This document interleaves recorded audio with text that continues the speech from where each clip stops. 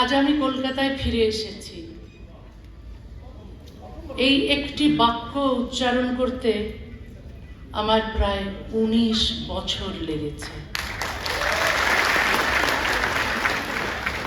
নির্বাসিত মানুষের ক্যালেন্ডারে বছর শুধু সময় নয়, প্রতিটি বছর একটি বন্ধ দরজা, প্রতিটি মাস অপেক্ষা, প্রতিটি দিন নিজের ঠিকানা হারানোর দুঃখ।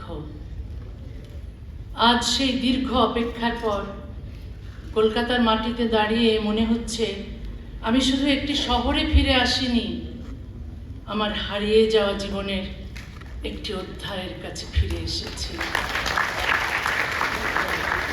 আজ আপনারা আমাকে যে ভালোবাসা ও সম্মান দিয়েছেন তার জন্য আমি গভীরভাবে কৃতজ্ঞ। আমাকে কলকাতায় আমন্ত্রণ জানিয়েছেন সেকুলার মিশনের চেয়ারম্যান ওসমান গনি মল্লিক। প্রায় অসম্ভব বলে মনে হওয়া আমার ফেরার বন্ধ দরজায় তিনি প্রথম সাহস করে কড়া নেড়েছিলেন। তাকে আমার আন্তরিক কৃতজ্ঞতা। আমার মঞ্চে আসেন আমার দীর্ঘদিনের শুভাকাঙ্ক্ষী তথাগত রায়, শাশ্বতী ঘোষ, মোহিত রায় এবং আজকের অনুষ্ঠানের সঙ্গে যুক্ত সবাইকে আমি আন্তরিক কৃতজ্ঞতা জানাই। অবশ্যই মাননীয় মুখ্যমন্ত্রী প্রচণ্ড ব্যস্ত থাকা সত্ত্বেও আমাকে সম্বর্ধনা দিয়েছেন। তার এই উদারতার জন্য আমি কৃতজ্ঞ এবং এ আসলে আমার জন্য অপ্রত্যাশিত ছিল। আমি বিস্মিত, মুগ্ধ, অভিভূত।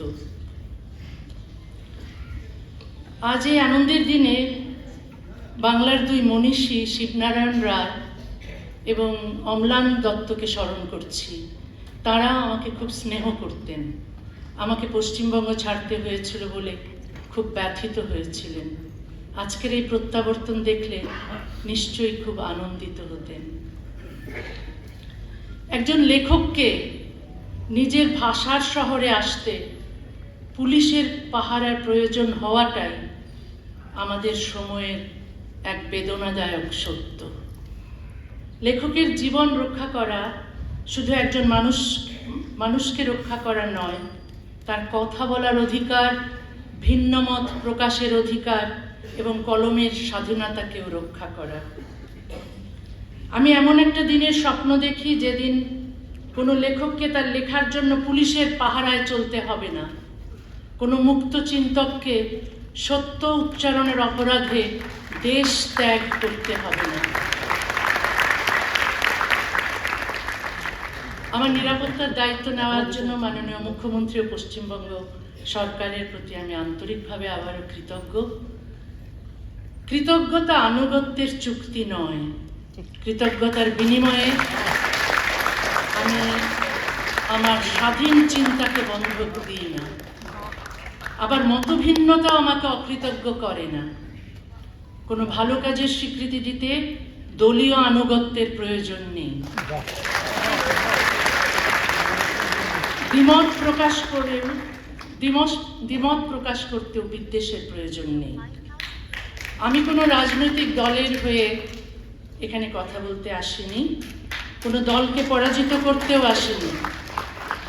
আমি এসেছি নারীর সমান অধিকার, মানবাধিকার, ধর্মনিরপেক্ষতা, যুক্তিবাদ, মুক্ত চিন্তা এবং বাক স্বাধীনতার পক্ষে কথা বলতে। আজকের দিনটি সাক্ষ্য দিচ্ছে ভয় চিরস্থায়ী নয়, নিষেধাজ্ঞা চিরস্থায়ী নয়, বন্ধ দরজাও চিরকাল বন্ধ থাকে না। আজ 1 অগাস্ট। অগাস্ট আমার জন্মের মাস, অগাস্ট আমার নির্বাসনের মাস, আজ থেকে অগাস্ট আমার প্রত্যাবর্তনের মাস।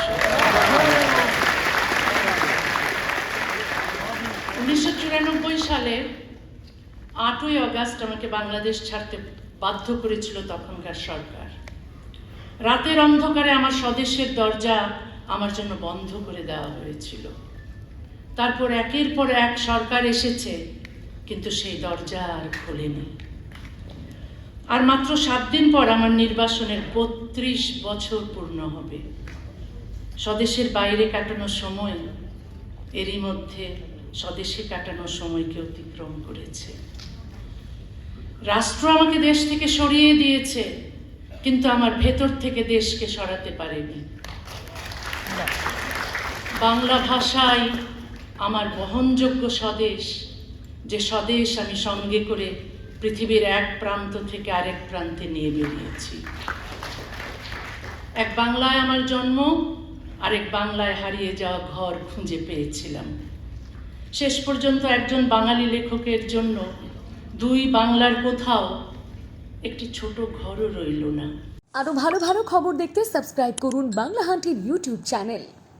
বাংলা হান্টের আরো খবর দেখতে নজর রাখুন। বাংলা খবর মানেই বাংলা হান্ট।